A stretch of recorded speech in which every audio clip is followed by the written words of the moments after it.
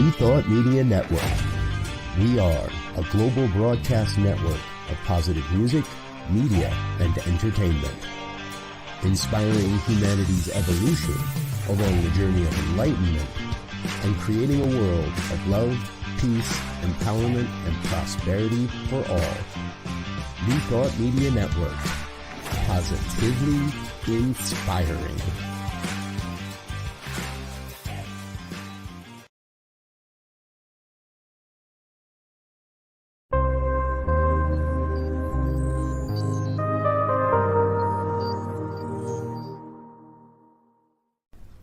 New Thought Media Network.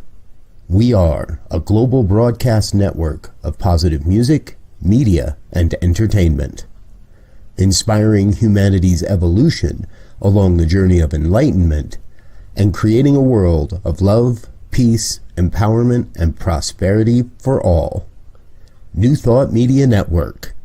Positively inspiring.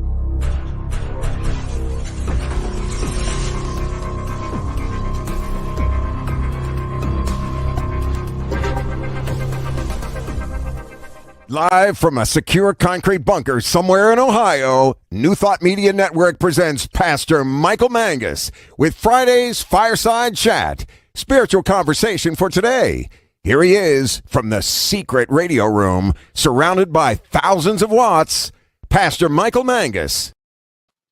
It would help if I turned my microphone on. Well, good evening, everyone. Welcome to the Friday evening Fireside Chat here on your New Thought Media Network.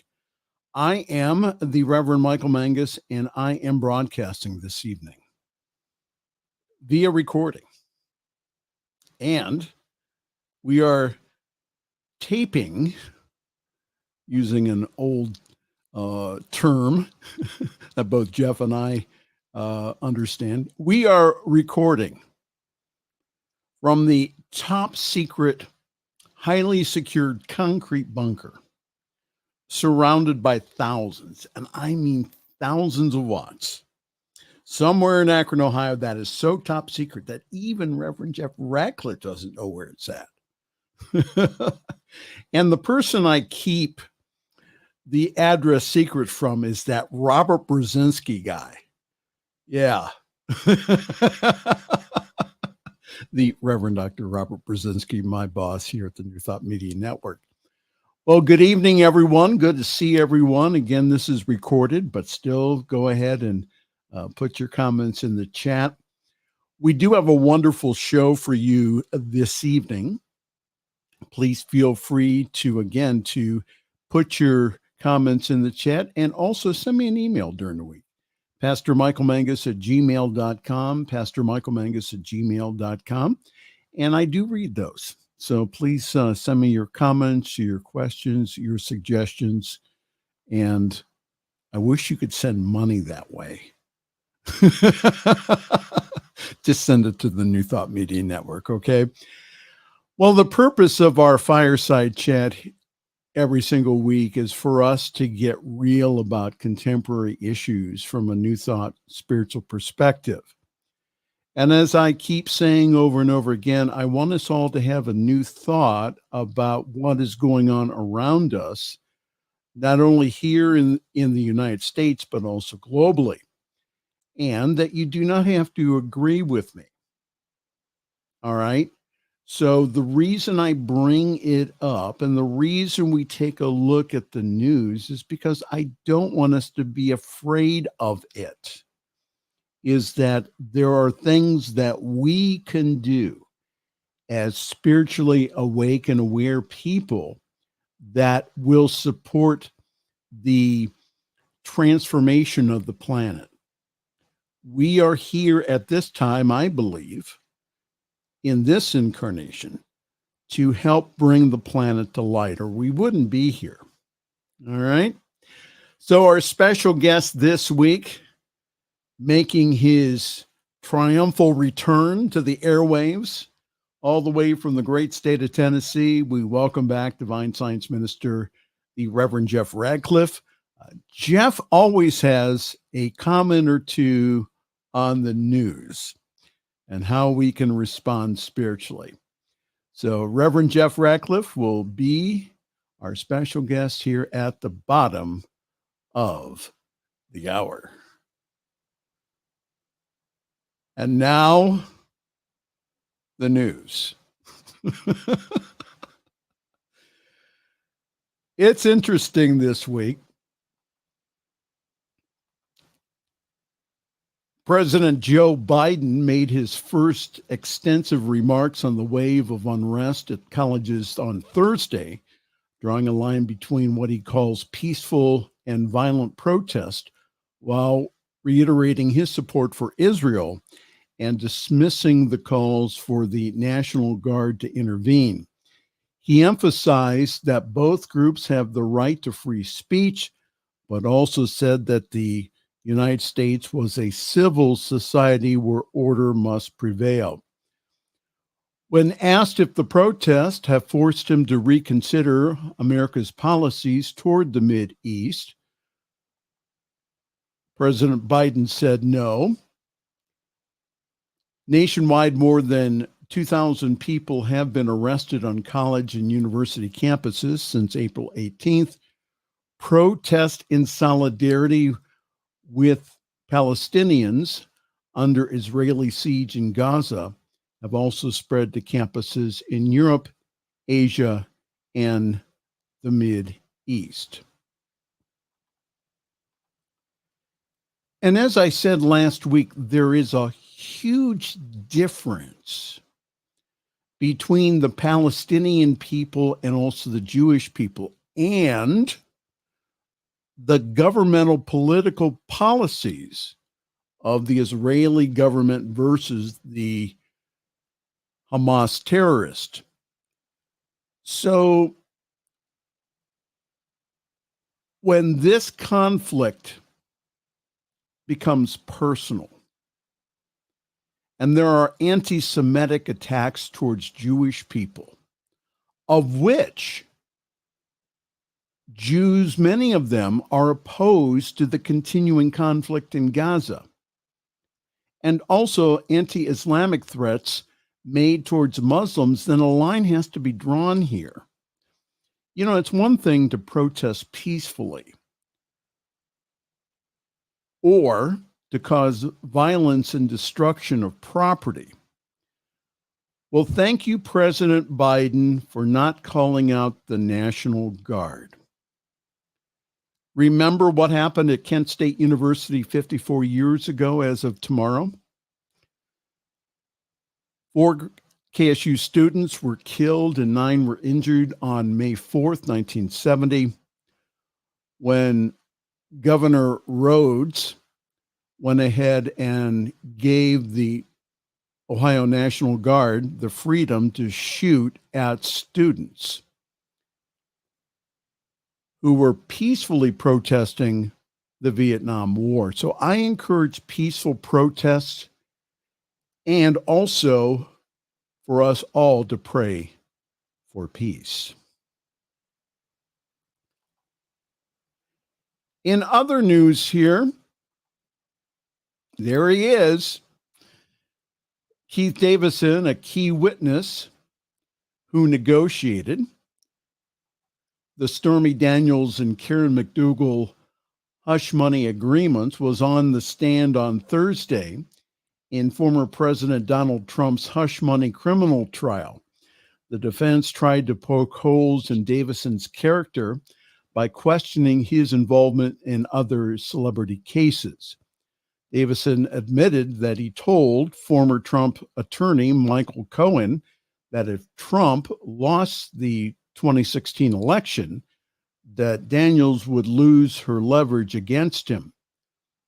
The next witness then was digital analyst Douglas Doss, who testified that Cohen had nearly, now get this, 40,000 contacts on one of his cell phones, calling it extremely unusual.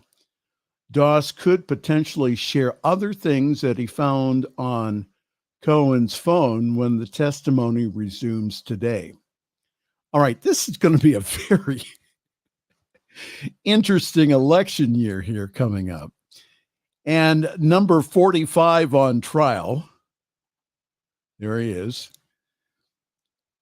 He is on trial because not that he slept with a porn star, but that he went ahead and he covered it up and also did not tell election officials. And that is a violation of federal law. So again, please continue to pray for the United States for peace and justice and divine order. And for goodness sakes, go vote this November. Go make sure that you are registered to vote. Check your registration before you go and vote. Please vote your values, not the party. Vote your values. I could make jokes. However, I will leave that up to Reverend Jeff Ratcliffe, who will be our special guest commentator at the bottom of the hour. In the news this week, a historic meeting in Charlotte, North Carolina. United Methodists strike down a ban on ordination of gay clergy. They redefined marriage and also ended official condemnation of homosexuality this week at their general conference. So with a simple vote call and without debate, delegates to the general conference removed the ban on the ordination of self-avowed practicing homosexuals, a prohibition that dates back to 1984.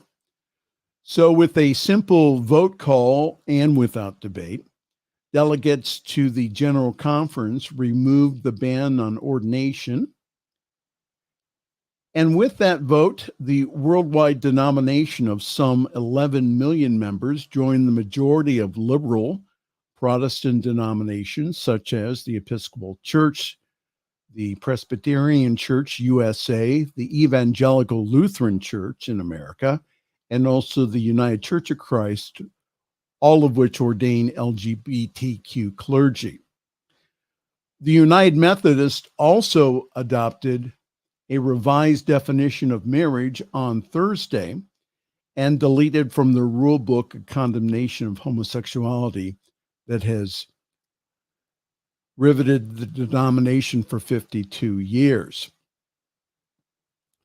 The condemnatory passage in its book of discipline says that the practice of homosexuality is incompatible with Christian teaching, which added to the book of discipline in 1972 was all scrapped. The passage has caused great pains to its LGBTQ members and allies over the years. Delegates also have agreed to drop it without any discussion. But delegates, though, they went ahead and they spent more than an hour debating and also redefining the definition of marriage. A Zimbabwe delegate proposed an amendment to the definition of marriage that acknowledged that marriage is a union between a man and a woman, but adds that it also can be a union between two adult persons of consenting age. That revision was overwhelmingly agreed to by the delegates as a way to accommodate Methodists in Africa. Now, for those of you who are not aware, is that it is a crime in many of the countries in Africa to be homosexual. Randall Miller, who chairs the denominational task force, said this: "I just thought it was a beautiful example of someone trying to bridge cultures and make space for everyone to be concluded." Well, congratulations to the United Methodists for their courage and their Christian conviction. Now, those who have held to the old beliefs, Well, most of them are gone from the denomination. For example, the Global Methodist, of which there are some communities here in Ohio. And there still may be fallout from the African churches, as stated in the news article. Also, in the past several months, we have been commenting here about and discussing about the move of Christian nationalism here in the United States. And I thought this was a very interesting article that came up. United Methodists condemning Christian nationalism should address their complicity. So this was written by Brian Kaler and also Bo Underwood, who are both ministers. And they wrote the book, Baptizing America, How Mainline Protestants Help Build Christian Nationalism. And this is their commentary. It says, United Methodists gathered in Charlotte, North Carolina for their long-delayed General Conference have shown themselves willing to take bold steps on big issues. The delegates have already voted this week to reorganize the denomination to allow for greater regional autonomy and also to scrub its governing book of discipline on its ban on LGBTQ clergy and also about same-sex marriage. They've also passed a number of petitions on social issues, including one condemning extreme and prejudicial nationalism. While the proposed petition does not address Christian nationalism per se, the UMC public policy arm, the General Board of Church and Society, released a statement last month on Christian nationalism here in the U.S. The board statement rightly condemns Christian nationalism as a political ideology that seeks to merge Christianity and a particular type of American identity, distorting both the Christian faith and also the U.S. Constitution.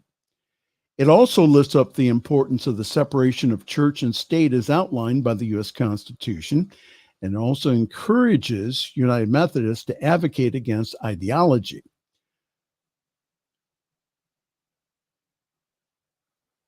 So consider a few examples here from the book that I have up on the screen from the cover, Baptizing America.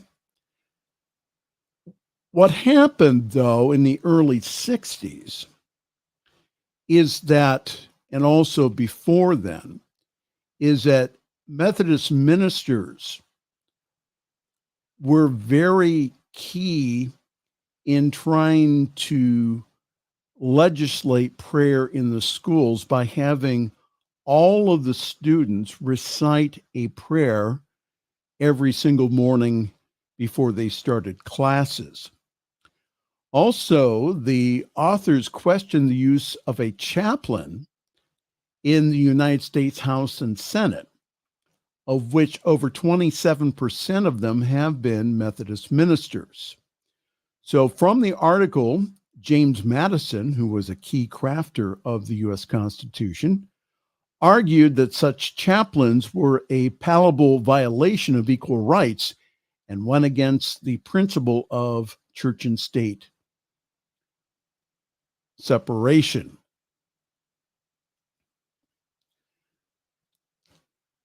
So from the commentary of these two gentlemen, it says that this general conference is a perfect time to address Christian nationalism in the nation and in UMC churches and also institutions as well. The departure of 1/4 of the U.S. UMC churches over LGBTQ issues means that the conservative ranks are depleted, though the denomination is still quite diverse and bipartisan. And I'll just go ahead and interject some commentary here, is that many of the churches and many of the branches of in Africa of United Methodists, again, are opposed to homosexuality. So without some of the conservative members, some of who defended the events of January 6th, the UMC has never been in a better place to address the Christian nationalism than now. And it says, we hope United Methodists will speak forcefully against Christian nationalism that threatens U.S. democracy and undermines the Christian witness. By considering how this ideology has been advanced, though, within Methodism, pastors and lay leaders today can lean into the admonition of John Wesley, who was the founder of their denomination.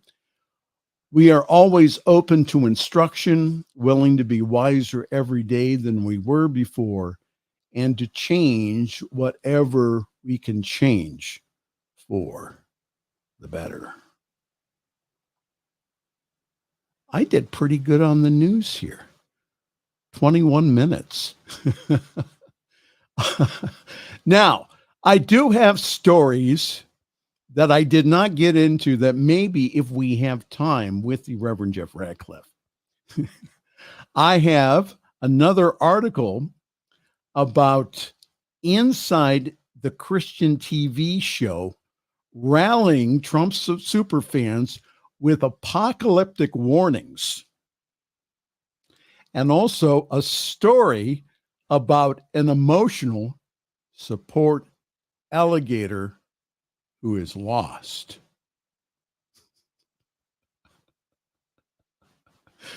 I don't make this stuff up, folks. All right. That concludes the news, at least for right now. So anyhow, hi there. This is the Friday evening Fireside Chat here on your New Thought Media Network. Good to see everyone this evening. We are recording early, and that's because that yours truly has some events to go to later on tonight. And we have some announcements here. So yours truly is currently parking himself at Summit CSL. For more information, go to summitcsl.org. There you will find information about our wonderful Sunday gathering online at 10:30 Eastern, 7:30 Pacific time. Yes, that's the morning for all my West Coast friends. I know it's early. So grab your cup of coffee, your tea, your espresso, whatever wakes you up in the morning, and please join us. And I do believe that we have one of the best services I have seen in New Thought because we balance the 3 M's, and that's music, meditation, and message. And this Sunday, we will have speaking our spiritual leader and Jeff Radcliffe's new girlfriend, Diana Mangus, with a great message. And Jeff, she told me that men have been banned from the pulpit for all of May. She said, this is the month of women. The men, though, will return in June. So go to summitcsl.org for more information on how to join our Zoom call. And our service is also simulcast on the Summit Spiritual Center of Akron Facebook page. And our Facebook page also has past broadcasts of the Fireside Chat and yours truly when he is praying on the New Thought Media Network, which is usually on Tuesdays, Wednesdays, and Thursdays. All right. Running this network is expensive. And for us, again, to take this message to the world does take financial resources. What I would like everyone to do here is, first of all, I'd like to thank those of you who do support us financially. Thank you so very much. Your money goes to, again, to us reaching the world with the good news of the New Thought philosophy. It gives a practical spirituality to the world. So we want to thank you for that. And for those of you who have not, please go to ntmedia.org/donate. There you can give a very generous one-time gift, or if you would like, you can do as I do, which is give a sustaining gift each and every month. That number of sustaining gifts, that is what we base our budgets on. Not the one-time gifts, but we base our budgets based upon those numbers, the sustaining gifts each and every month. So help us, please, take this message to the planet. And as the planet awakens, we can be there with hope. We can be there with a practical spirituality. So please, ntmedia.org/donate. And thank you so very much. Okay. Next, it will be all the way from the great state of Tennessee, the Reverend Jeff Radcliffe, and maybe even Lily. We don't know. But stay tuned. You are watching the Friday Evening Fireside Chat here on your New Thought Media Network. Choice, your creative superpower. We have the power to manifest as we dedicate attention to our thoughts, but often miss opportunity to achieve the greatest good.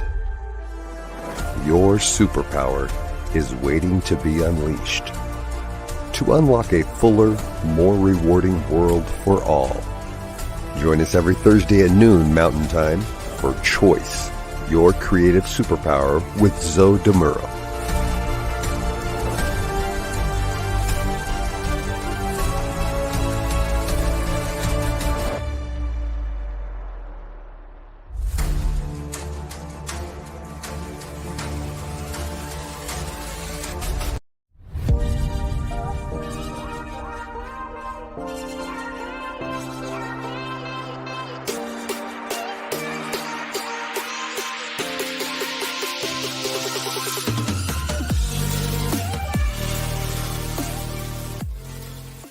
Please help us say thank you to our organizational sponsors, including the Hefferland Foundation, Affiliated New Thought Network, International New Thought Alliance, Science of Mind Archives and Library Foundation, Center for Spiritual Living Denver, Center for Spiritual Living Midtown, New Thought Philadelphia, Planned Happiness Institute, Summit Center for Spiritual Living, One Heart Retreats, Center for Spiritual Living on the Lake, Unity Kitchener, Unity Spiritual Center Ottawa, Om Center for Spiritual Living, Satya Center, Begin Within Ministries, Center for Spiritual Living North Jersey, Unity of Savannah, and the Center for Spiritual Living Seattle, as well as all of our individual donors. Thank you for being part of the New Thought Media Network. Please like, share, and subscribe. New Thought Media Network, positively inspiring. The views and opinions expressed by Pastor Michael Mangus are generally right. However, they are his own and do not reflect the views and opinions of New Thought Media Network, Centers for Spiritual Living, or any other person living or dead. As they say in the 12-Step Recovery Program, take what you like and leave the rest. Here again is Pastor Michael. And we have joining us this evening the Reverend Jeff Radcliffe and also Lily the Wonder Dog. Lily had to come on because she wanted the people to know two things. Okay. Number one, yesterday she had a spa day, so she got her hair cut and she got her nails done, and she's feeling really pretty. Okay. Also wanted to let everybody know that today we marked her safe from being shot by Christy Nome. Good. Well, we're we're happy here today. So for those people who are unfamiliar with that story, tell us, Reverend Jeff. Reverend Christie, Governor Christie Nome. She's from South Dakota, right? South Dakota. Yes. Decided that her 14-month-old dog was not trainable, and so she decided to take him out and shoot him, or her. But she got a lot of flack about it. She was in the news. She's been in the news quite recently about it. So, and she did a goat the same way. Now, I don't know how you train a goat, but she also took a goat out and just ushered it into the other world. Do you want to get down, baby? So, this is today's GOP, and this is a woman who is gunning to be the vice presidential pick for the former guy. I think she's also been banned by many indigenous tribes. Four of the Lakotas of the Lakota Nation. They've got 4 reservations in her state.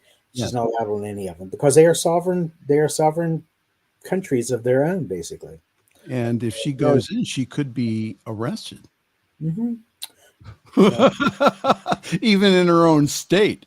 So so there you go. All right, Jeff, you're. Oh, and yesterday I went to the groomer and got done up too. So aren't I pretty? Well, okay, we have to say that Jeff did not go to the same groomer as Lily, that he went actually to a barber shop. Yes. Okay. I did not get my nails done. I didn't get the full spa treatment. So. Oh, man. Well, that's all right, Jeff. Pick a news story and run with it. Oh, pick a news story and run with it. You sent me 14 pages of stuff today. You're lucky. I only sent you 14. 14 pages of stuff. And well, no, hold it. I went ahead and I edited the first 4 stories, okay, to fit within our time frame. The rest of them, though, I just threw them in there so that we would have something to talk about. But one story that you mentioned was the historic meeting of United Methodists this week. So why don't you start there? Well, I used to work for the publishing company, which is not technically owned by the United Methodist Church, but they were a tithing, entity for that. So every year we would send delegates to the different regional conferences, and then when General Conference came around every 4 years or so, we it was a big deal. So it was interesting to see how the church kind of was moving in ways that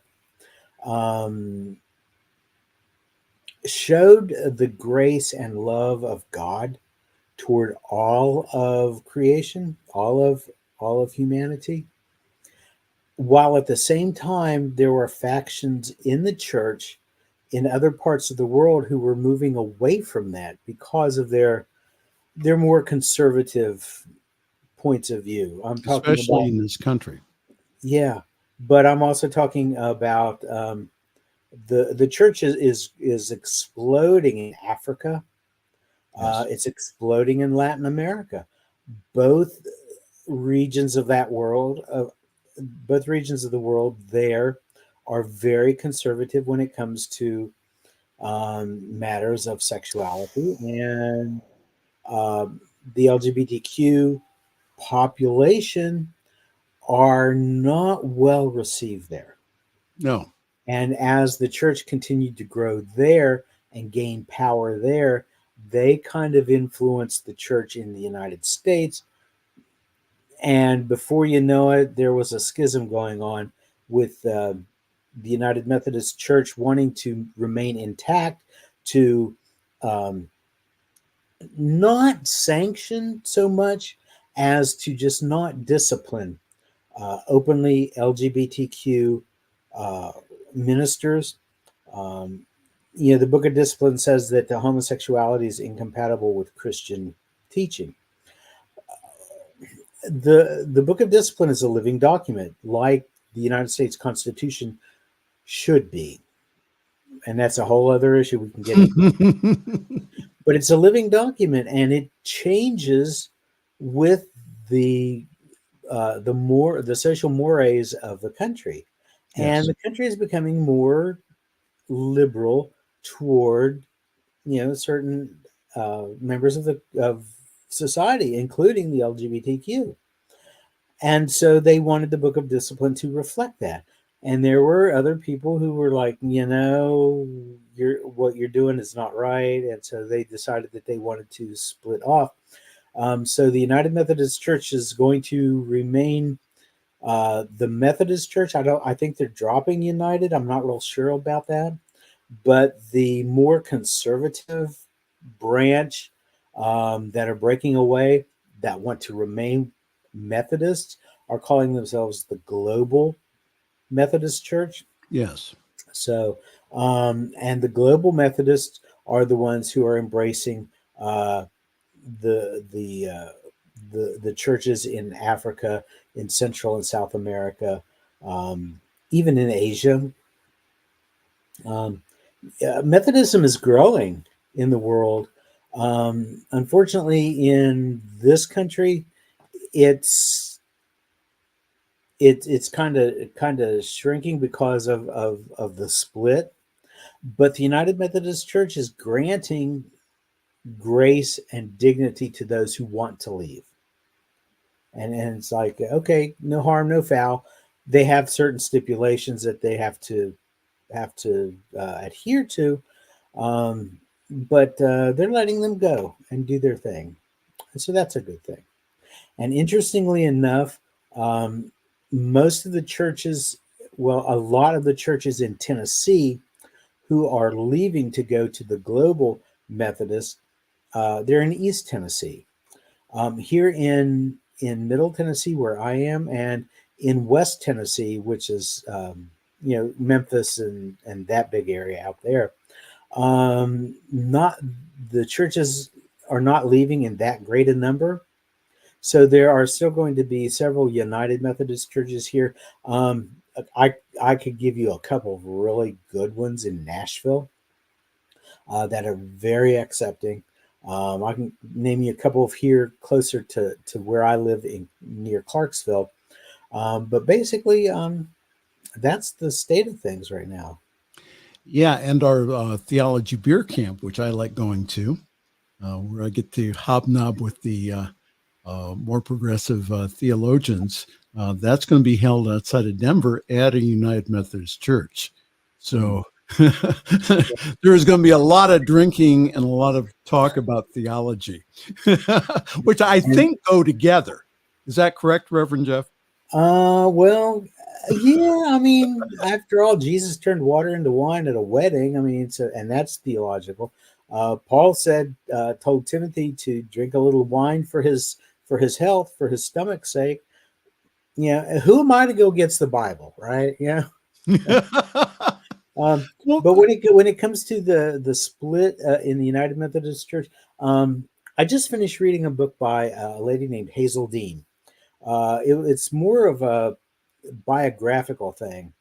The story of Nona Brooks, who was one of the co-founders of Divine Science, and I found myself thinking about this quote from the book quite a lot these past few days.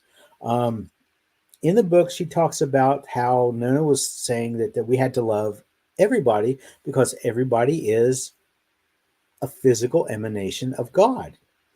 Now, and she was saying this during the height of World War I.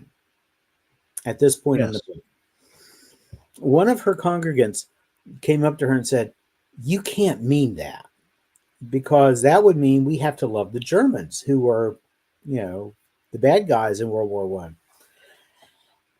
And Nona said, "Well, yeah, I mean, everybody, there's no exclusions here." And the woman said, "Well, you can't you can't mean that, and you can't love those people. And Nona said, look, if we don't, we are out of integrity with spirit. We are out of integrity with principle. Our principle says that God is everywhere present, and that is in every person. Yes. No, and it's even said in scripture, God is no respecter of persons. So you might not agree with what they're saying or what they're doing over there in Germany during World War One. We can't not love them. And Nona said, so, and because the woman was saying, well, we've got to pray that our side wins, our side, being the right side.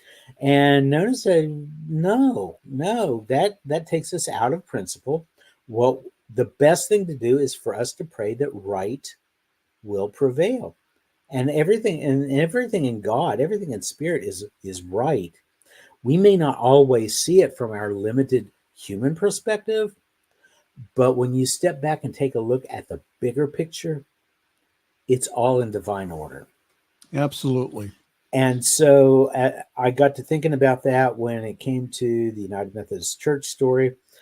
I've been thinking about it every morning. I get up, and as I'm getting dressed, I'm listening to NPR, and they're talking about the riots, the student riots over what's going on in Israel and in Palestine. Yes. And I have kept my own counsel when it comes to that particular issue because Jesus was already crucified. I don't think there needs to be another crucifixion. But I will. So I've just been kind of applying what the Hazeldean quoted Nona as saying, to pray for right, because in this instance, we're looking at right and wrong from our human perspective. Mm-hmm. But when we see from a divine perspective, we're all, quote unquote, children of God. So, right, I'll leave that there. I could expound on that, but I would rather come back. I'd rather come back and be a guest again at some other day. And you just don't want to get me in hot water at the Monday morning meeting. Is that well? There is that too. I got your back, bro. Okay. But that's what we're called to do. We are called to love one another. Jesus said that there were two commandments: love God and love your neighbor, love your fellow human being. Which, if you stop and think about it, each of us is an incarnation of spirit. So it's God loving God regardless. It's all one thing. So love God.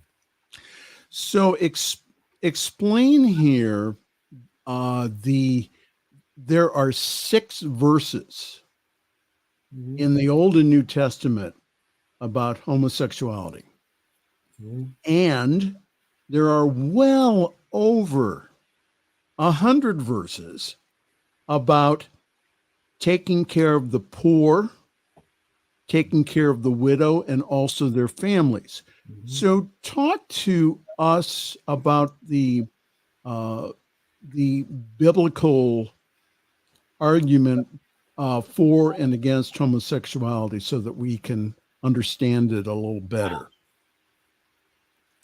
It was for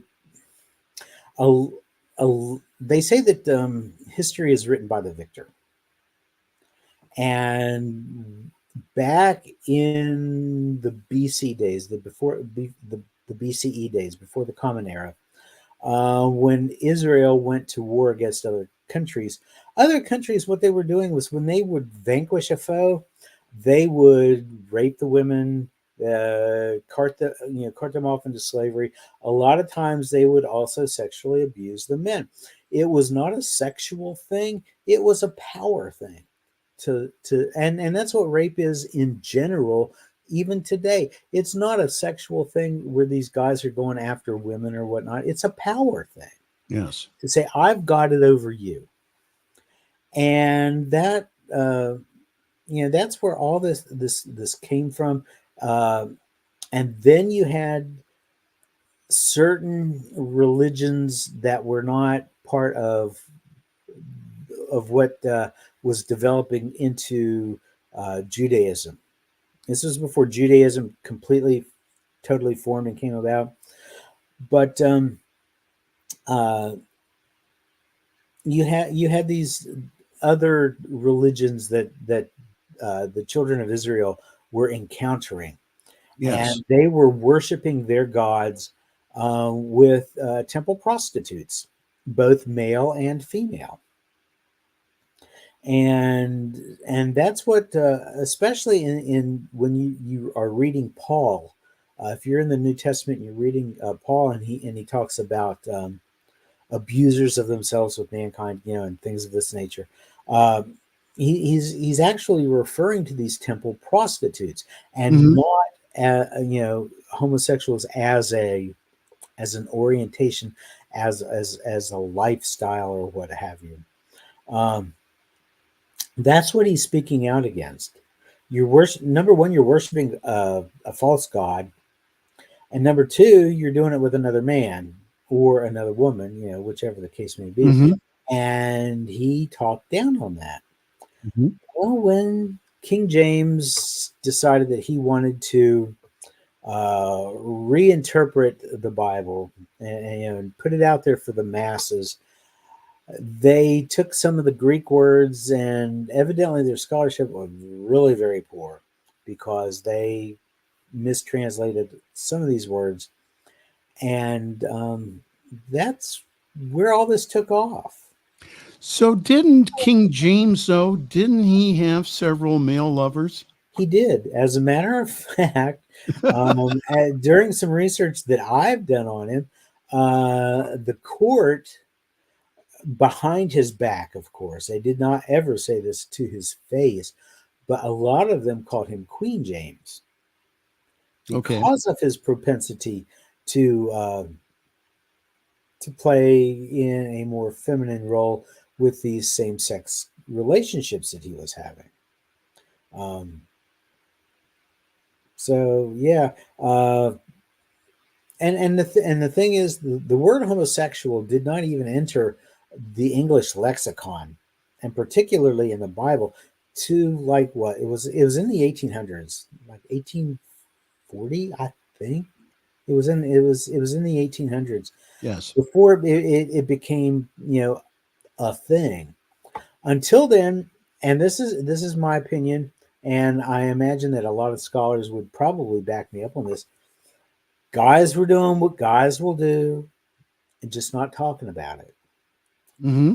And they were still going home to their wives. They were able to compartmentalize, I guess would be the good word to use, these aspects of their lives. Today, we might say that they were bisexual, maybe even not. Maybe these were just straight guys who once in a while decided they wanted to go off and try something different. But that just kind of sort of took off as a taboo thing when it got to be one of those topics that people started to talk about. It was okay as long as it was kept hidden and nobody mentioned it. Like 100 years ago, 150 years ago, when you had two women living together, they were said to be in a quote unquote Boston marriage, which was code basically for they don't like boys, but they like each other, and so they're together. I've never heard that before. Boston marriage. Okay. Well, you're not gay. You wouldn't. You haven't read all the history. But no, hold it. Now I've read things on Stonewall and other about gay history. Yeah, but what scholarly texts have you read? I'm not talking about articles in a news magazine. I haven't read. No, I must admit, but I did read a history on Stonewall. So go ahead. So and of course you had Native Americans who believed in multiple sexes. There was male, there was female, there was two-spirit. And what's interesting is those who were two-spirited, who expressed their sexuality, however, they were holy. They were looked upon. They were treasures of the tribe. They were able to walk between the worlds. They had a special hotline to God, so to speak, the Great Spirit. They made the best shamans, the best medicine men. They were revered by the tribe. It's only white society Right. that decided that well, if you're not white, and of course back then, if you were not male, we could look down on you. You weren't worth what we are, because we are the pinnacle of creation. We're the pinnacle of we're at the top of the chain. Right. Just one more thing here. We're almost out of time here. What do you think about this whole Christian nationalism movement that's going on? I pulled up something that I had read, and I kept this. I liked some of these quotes. The Christian nationalists seem to think that this country was founded as a Christian nation, and it was not. It wasn't.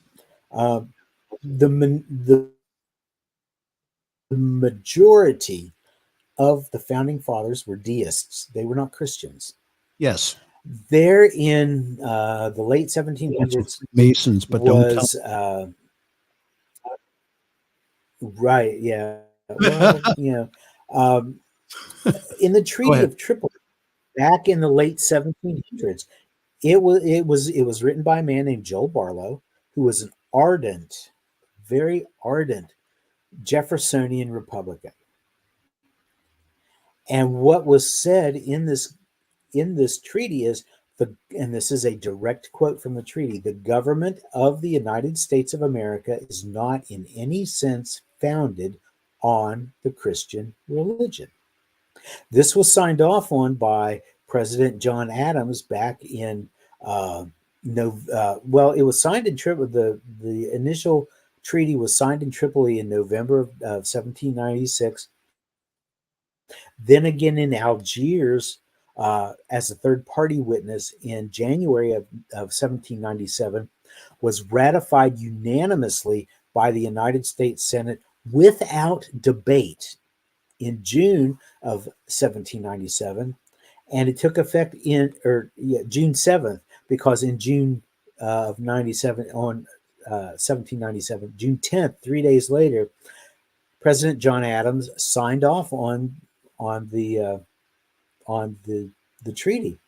And then when Thomas Jefferson took over as the third president of the United States, he upheld that treaty. There were certain things in it that he didn't go for.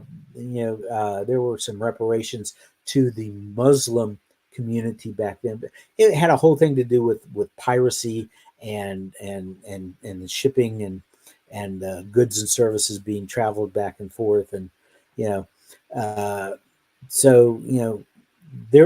were some points that Jefferson didn't agree with, but for the most part, he held up the Treaty of Tripoli, which says that we were not founded as a Christian nation. And that's what the Christian nationalists are going on, is that we are a Christian nation when we are not. And I saw something, just was either today or yesterday. They were talking, it was this morning.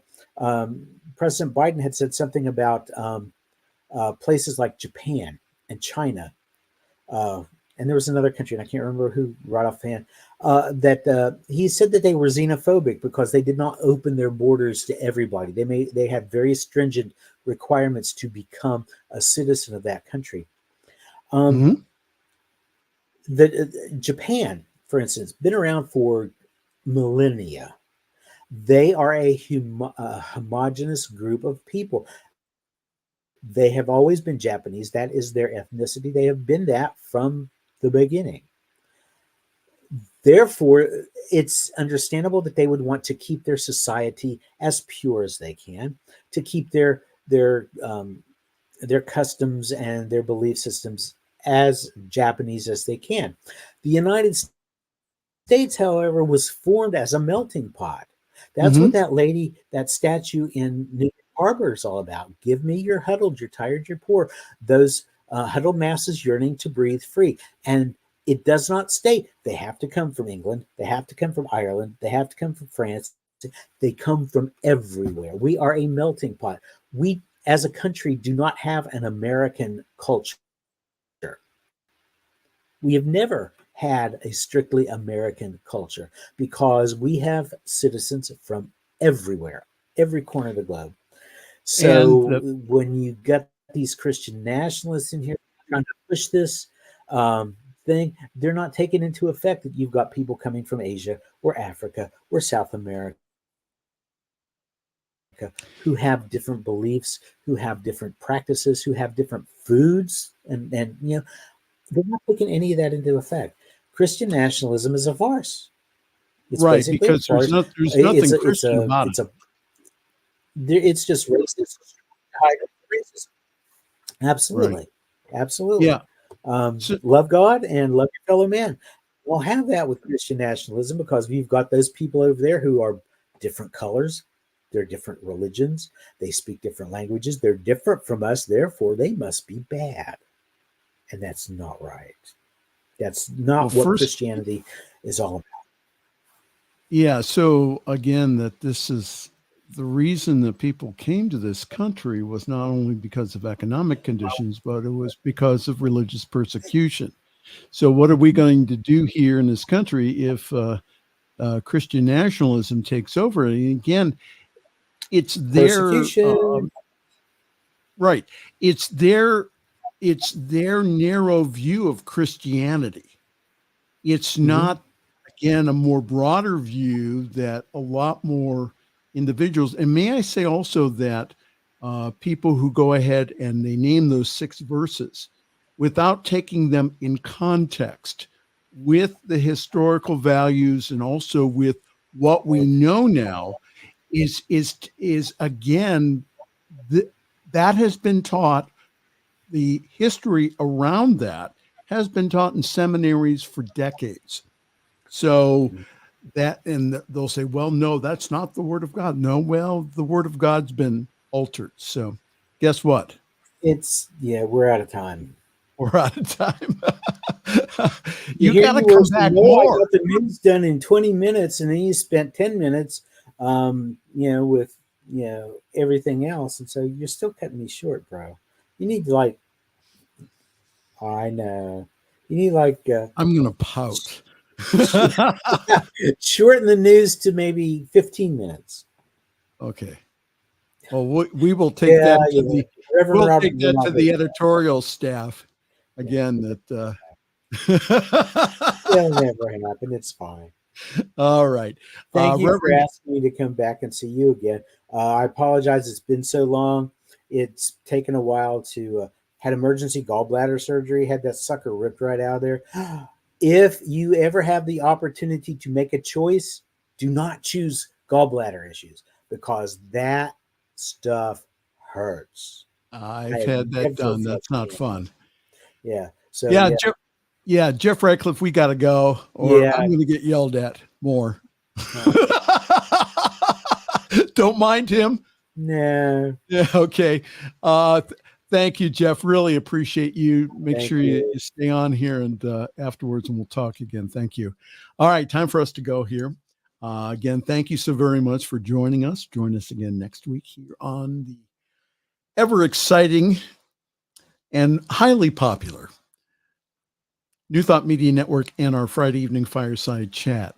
On behalf of all of us here at the New Thought Media Network, I am Reverend Michael Mangus. I'm going to wish you a very pleasant good night and also a wonderful week. Thanks for joining us this evening for Friday's Fireside Chat with Pastor Michael Mangus. Join us again next week at 8 Eastern, 6 Mountain for more spiritual conversations for today.